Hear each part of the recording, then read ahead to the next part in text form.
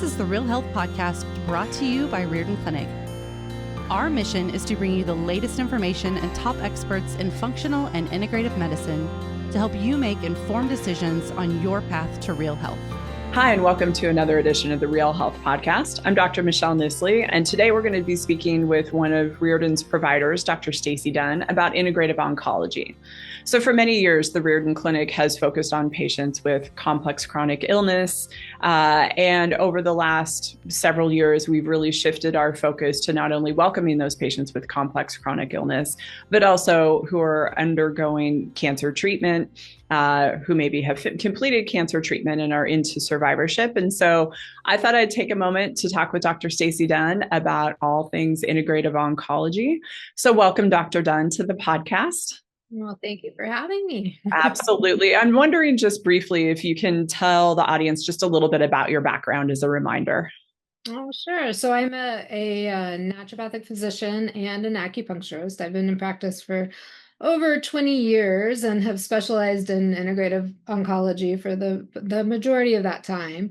I've worked in cancer hospitals and in private practice, and I shared a practice with you in Eugene, Oregon before joining Riordan in Overland Park. So fabulous. You know, when I speak with oncologists who maybe are unfamiliar with what integrative oncology is, the assumption is sometimes made that it's alternative treatment. So I'm wondering if you can speak to a little bit about what integrative oncology means to you. Mm-hmm.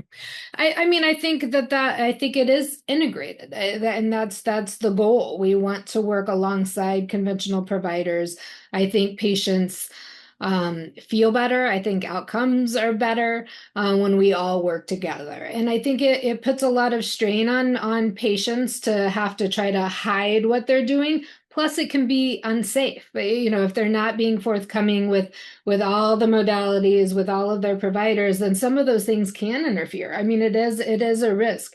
And so I think we want to work together as a team with all of their providers to achieve best outcomes and to have patients feel as best as they can throughout the entire treatment. Yeah, absolutely. I believe that, like you said, the patients that we're seeing really do benefit from utilizing integrative therapies along with our conventional care. And then obviously into survivorship when that conventional care stops, or maybe it's not more simple, but maybe it's something like an aromatase inhibitor, tamoxifen, some sort of hormonal blockade.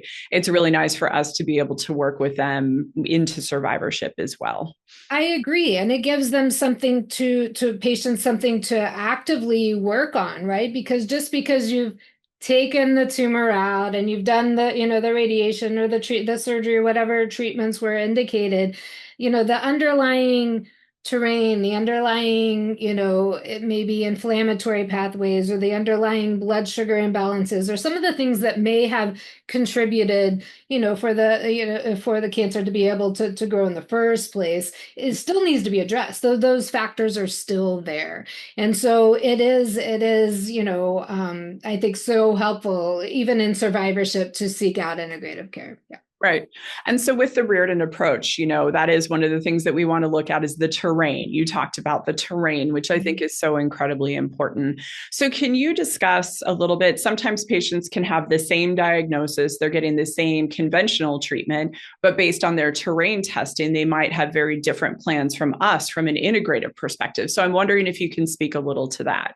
100%. And I mean, I think that is, what one of the many things that makes the Riordan approach so unique is all of the testing that we do, because you don't know unless you test, right? People hear about cancer and they think, oh, I've got so much inflammation, cancer is inflammation. And that's not necessarily the case. Oftentimes we test these inflammatory markers, systemic inflammatory markers, and they're negative, or they're really low. And so, you have to look, so maybe there's, like I mentioned earlier, blood sugar issues, maybe, and we look at a number of markers of blood sugar regulation, because it's not just, even hemoglobin A1C can be deceiving.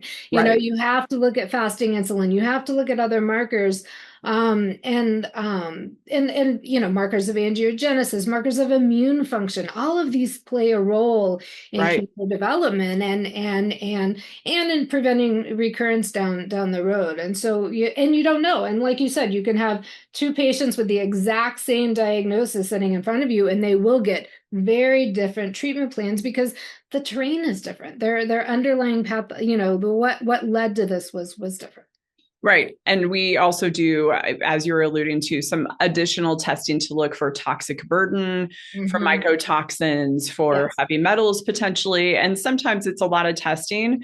And often a lot of those tests end up being negative, right? So Right. we end up doing those tests to kind of rule out what is the elephant in the room so that we can actually identify, like, hey, we don't have to pay attention to these things, but here are the three things we really need to focus on.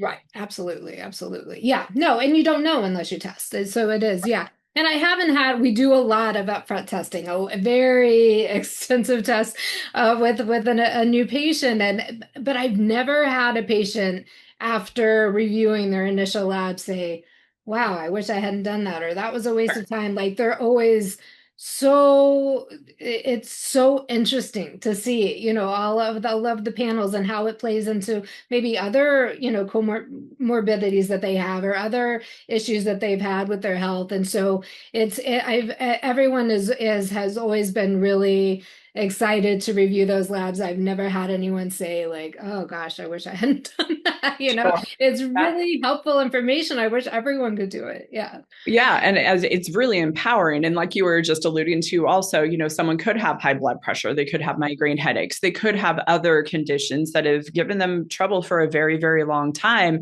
And so, in the process of us trying to uncover these issues that may have contributed in some way to the development of the cancer, these other conditions are not like you're talking inflammation or heavy metals. It's not only cancer that these things Right. impact, right?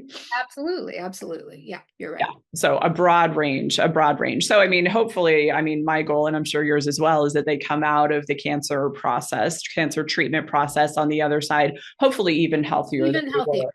Yeah. Yes. And we do hear that all the time. Even some of the some patients that are or may even have later stage disease that it treated as more of kind of a chronic condition, but we're years out from the diagnosis and they feel healthier than they ever have, even though they have cancer and even maybe a late stage cancer, but they still feel healthier than they have throughout their lives. So yeah, for sure, it is Absolutely. possible.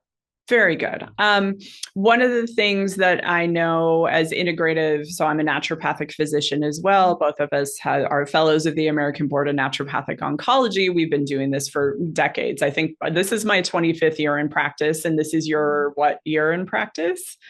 Third, I think. Yeah. So, I mean, between us, we have almost 50 years in practice.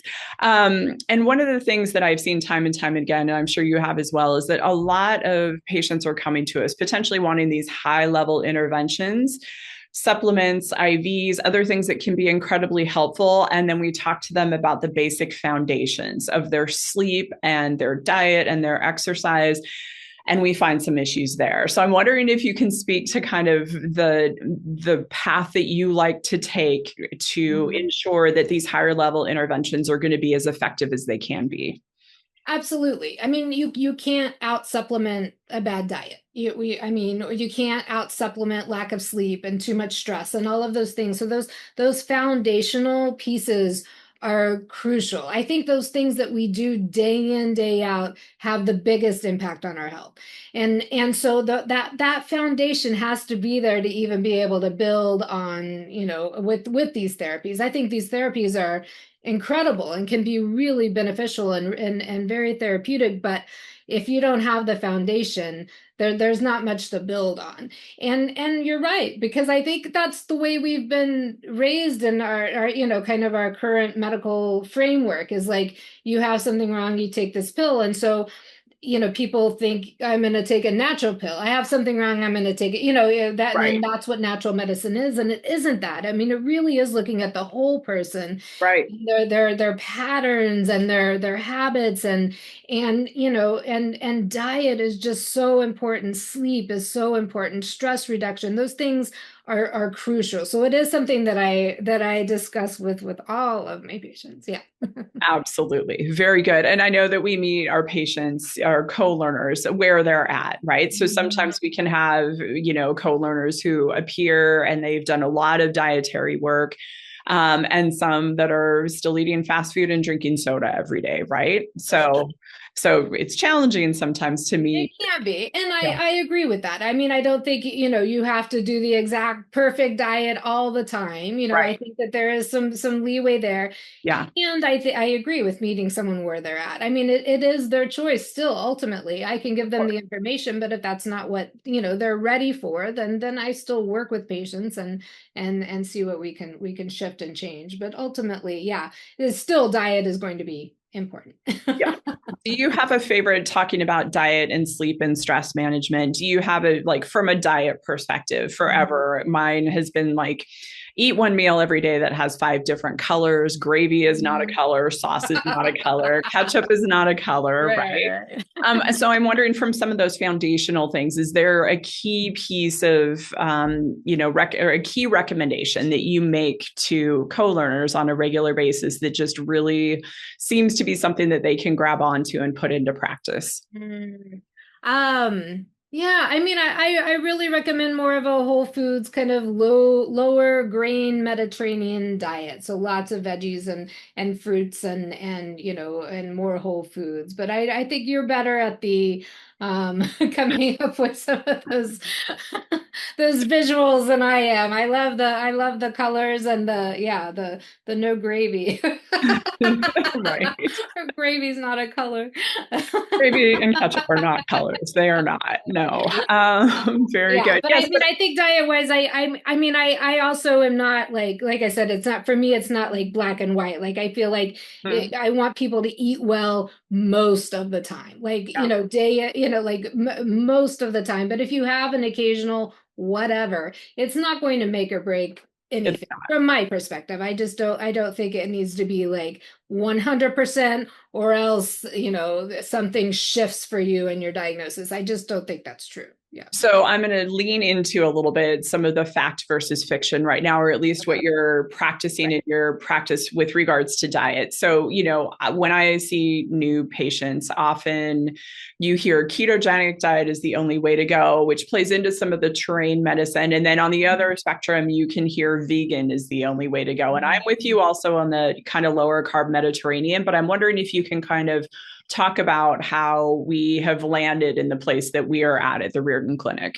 Yeah. So I mean, I think those diets there are some good takeaways from all of those diets. I think if we go too far in one direction, then we usually end up with some nutritional deficiencies. And so I think there is a place for keto and I love vegan diets that are like super high in all the fresh veggies and like that I love. And if that gets somebody eating more vegetables or thinking about more vegetables and how to prepare them in different ways or broadening the type of vegetables they're eating, I'm all for that. Vegan diets can be though generally like more grain heavy Mhm. and you may, depending on the person, and again that's why we do all the testing, but a lot of people can't handle that much their blood sugar would be dysregulated with the many carbohydrates. And so if somebody's open to eating more protein, even animal protein, healthier sources of animal protein, then you do see it stabilize blood sugar and it does help a number of those markers that we follow.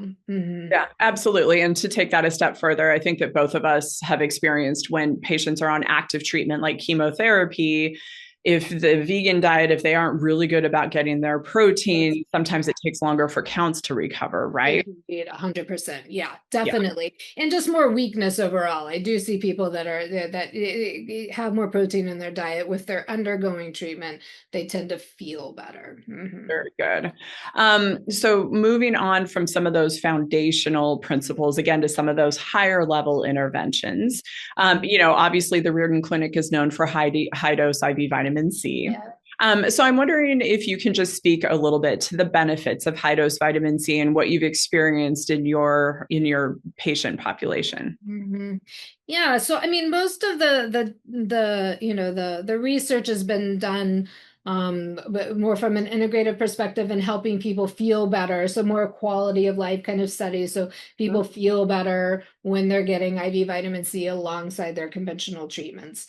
There are some studies that are also looking at some of the anti-cancer activities of high dose IV vitamin C as well.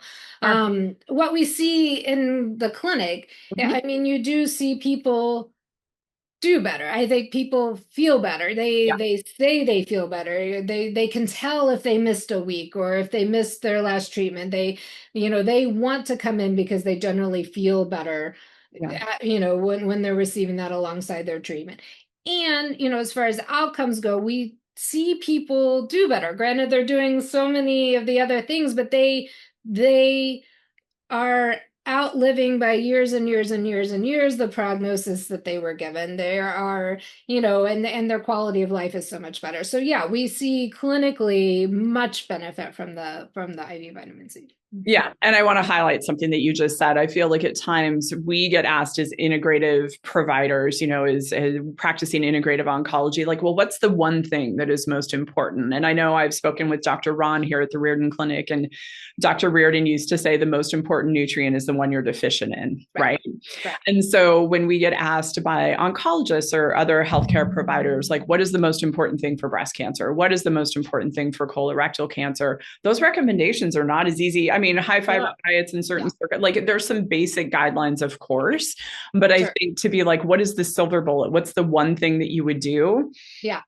It's not that easy. It's not that easy. No, no. And that is why we do all the testing. So we know. So we have a roadmap to follow. I mean, we Right. know for that person specifically what Yeah. needs to be done.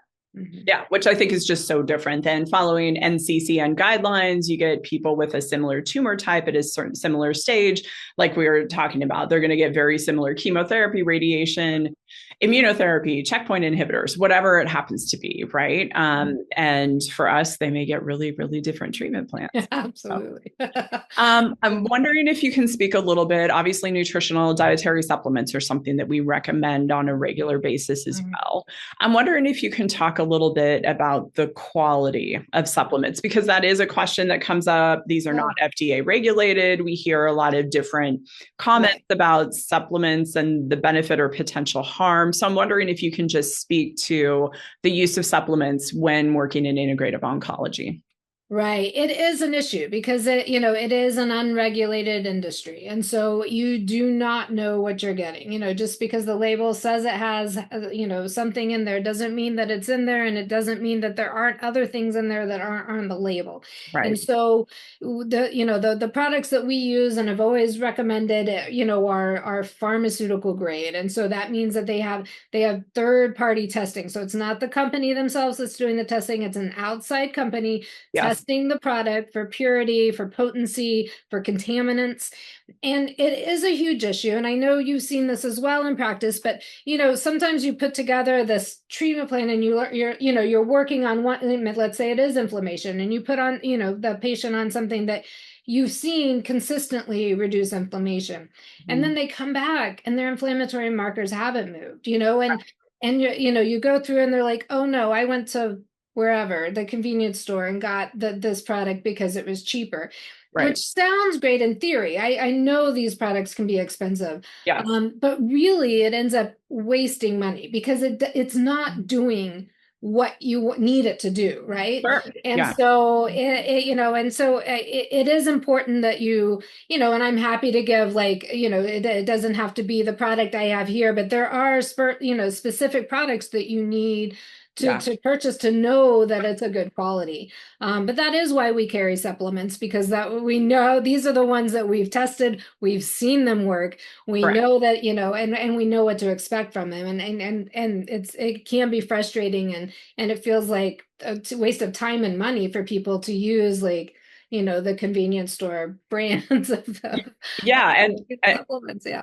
Absolutely. And to take that a step further, also, sometimes if someone has used that brand that maybe isn't as effective and they're like, oh, but I've tried that before. And then Right. that for us clinically kind of, oh, so do we cross that off our list? Because Right. they've tried this and it doesn't work. Well, maybe Right. the supplement that they were trying wasn't of good quality. So maybe Exactly. we try it again. Right. Exactly. Yeah. And then the contaminant issue as well. I mean, it is a huge issue. Mold, heavy metals, like Right. all kinds of not great things are found in some of these supplements that are not regulated and don't have the third party testing. And so you Yeah. really do need to be cautious. Yeah.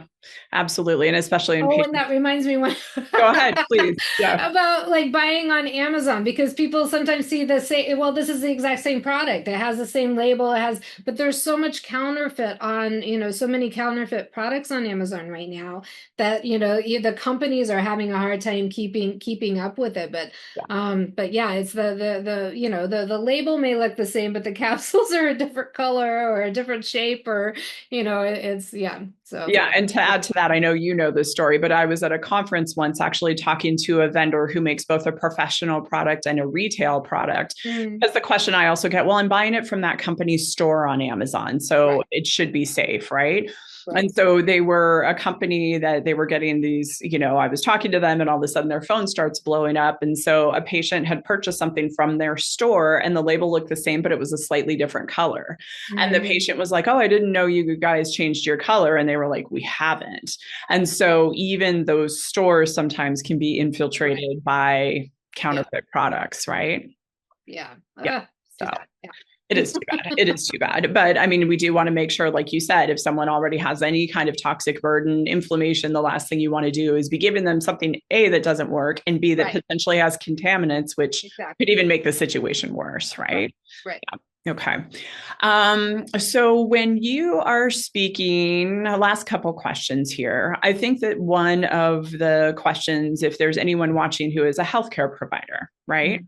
Mhm. And working, because often what happens is that unless you have an oncologist or a provider who's referring directly to us that we have established that relationship with, it actually becomes more of a teaching opportunity for us to contact physicians that maybe aren't familiar with us, provide the evidence, because there actually are a lot of studies on Mhm. integrative therapies, right? So Mhm. that's one of the things we also hear is there's no research. And it's like there's Mhm. literally hundreds of thousands of articles, but Mhm. it's a full-time job for both you and I to keep up on it. And so Right. that I want to have you speak just a little bit. Two questions. I'm going to go with the first. Speak a little bit to the question that I've gotten at times. I'm sure you have too. Well, if this is so good for me, why doesn't my oncologist recommend it? Mhm. If I Mhm. should take this supplement with this type of chemo, why didn't my oncologist tell me that? Sure. Well, I mean, that's not their training. Like, I mean, they Right. they are they are trained in in specific modalities and a specific paradigm. Like which is great. We need that. Like that Right. is, but they're not trained. I mean, they do not have the training in the vitamins and the supplements and the things that we do. That's and so that's why it is ideal for us to work together. We do also have to ensure that what we recommend doesn't interfere with what they're doing, Right. and we make sure to do that. But yeah, but they just don't have. It's not that like they just don't have that training. Right. Right. And I think that's something that's really important for patients to understand is that Yeah, oncologists are seeing 10 to 15 patients a day, at least. Yeah, at yeah, least, right? Going yeah, over all of yeah. the conventional, here's your scan results, or you were going to continue with this type of Mhm. treatment. So they don't have the time because, again, it's a full time job for you and I to keep up on Right. the To keep integrative up with stuff. all the new data. Right. Hmm. And so it's not a reasonable expectation that an oncologist is going to be aware of all of this data as Right. well. Right. Right. Yeah. So let's say you see a patient, they're working with an oncologist. Sometimes the patient gets stuck in the middle of my Mhm. integrative doc wants me to do this, and the oncologist is like, don't do any of that because it could potentially Mhm. interfere. And so Mhm. I'm just wondering kind of what your thoughts are and how you advise that patient to navigate that situation because it's tricky. Yeah, it is tricky. I mean, I always encourage patients to be transparent with their oncologist, and I'm happy to talk to the oncologist. I'm happy to share articles. I'm, my chart notes, all the things. I'm happy, to collaborate, with them to see if there is some common ground we can, find. Yes. I think it's ultimately up to the patient. And so if it makes them uncomfortable, to do the things that the oncologist does not want them to do, then I say don't do it. Wait until treatment is over, and we'll meet up again. At that time. I don't want somebody to feel like they could potentially be doing something that would reduce the efficacy of their treatment. I just don't want someone to feel that way. Sure. At the same time, we've treated thousands and thousands of patients, and so Right. like I know that it won't interfere, and I know Yeah. it will help. But Yeah. if they don't feel that confidence, then I'm okay with them. It's their decision, it's their body, it's their health. Like whatever they want to do, I'll support them. Yeah. Yeah. And we can always work harder on nutrition. There's those foundational. Sure. Yeah, we don't have to do. Yeah, on. absolutely. Supplements. Yeah. And then I'm going to ask you the opposite question. When the patients are maybe caught in the middle a little bit, I've actually had patients, I see pediatrics as well. And I've had phone calls from, parents who have children checked into the ICU and are like, can I add this while they're in the ICU? And I'm like, not right now. Right. And so I'm actually wondering how you navigate that conversation with patients a little bit, not necessarily when somebody's in the ICU, but there's times I feel that people come in because they don't understand or aren't aware, not even don't understand, but aren't aware of that individualized approach and how beneficial it can be, again, taking patients with the same diagnosis and really looking at their labs and figuring out what makes this person different from that person. Sometimes you'll have a patient with a diagnosis of breast cancer, colorectal cancer, whatever it is, and they've gotten a list of the top 20 things and they're taking those top 20 things, right? So how do you navigate that conversation with that patient? Yeah, I think I'm not again, we do a lot of labs, so I know really what is most important for this patient. So just because these 20 items, there are a lot of herbs and supplements that have some anti-cancer activity. That doesn't mean we should all take all of them all the time. It's just not. And so it's a matter of determining what they need, and determining what would be most beneficial given what treatment they're on. Yes.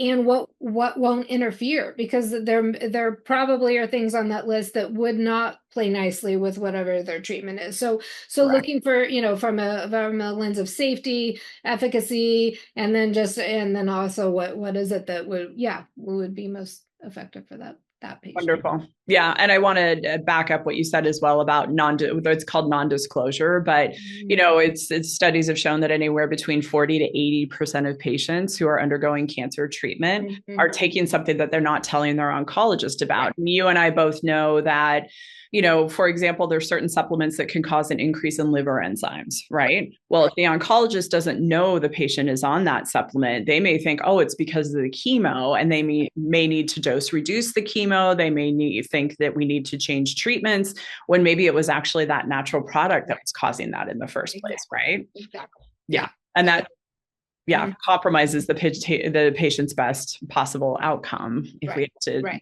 dose reduce or change treatments too quickly. So very good. Yeah. Okay. Yeah. In these last few minutes, so you are located in Overland Park, Kansas, right? And so you have several therapies that we offer, everything from, IV vitamin C to other immune stimulating therapies as well. You've been with the Riordan Clinic for almost 2 years now? Almost three. Okay, almost 3 years now. My mistake. So in closing, I'm just wondering if you can say a little bit about why integrative oncology plays such a role at the Riordan Clinic, or how you really feel integrative oncology benefits patients, and if they were to make an appointment with you, just what is it that they could expect? What are the benefits that they could expect if they were to book an appointment with you? Well, I mean, I think it is that individualized approach. I mean, Mhm. we have a lot of tools at our disposal as well, and we are the clinic that really launched IV vitamin C. And so while there are more and more kind of IV clinics popping up the throughout most cities, Yeah. we are the ones that did the most of The the study. initial study. Yeah. And Yeah. so I think I think the way we do IVC, how we test it, the Yeah. type of IV vitamin C we use, it really it is different than what you would get at your down the street at the IV clinic. I also think that that testing is just is foundational, and I don't know how you can decide what you need to do and what you need to take without that testing. I really just don't. I just think our experience between, Dr. Kirsten West is another Correct. integrative oncology provider here as well. And we both just have extensive experience in integrative oncology. And it's different than going to see, a health coach or even a natural medicine provider that, dabbles a little bit in oncology. It's different. You really do need to know the different types of cancer. You need to understand, Yeah. the different types of cancer. You need to understand the conventional treatments, and you need to understand how all of that plays with what we do. And so Yeah. I think that really sets us apart. Yeah. Yeah. Good. Wonderful. Well, thank you so much for taking time out of your busy schedule to speak with me today. I really appreciate it. For having me. Perfect. Thank you. Thank you for listening to the Real Health Podcast. If you enjoyed this episode, be sure to subscribe and leave us a review. You can also find all of the episodes and show notes over at realhealthpodcast.org. Also, be sure to visit riordanclinic.org, where you will find hundreds of videos and articles to help you create your own version of real health.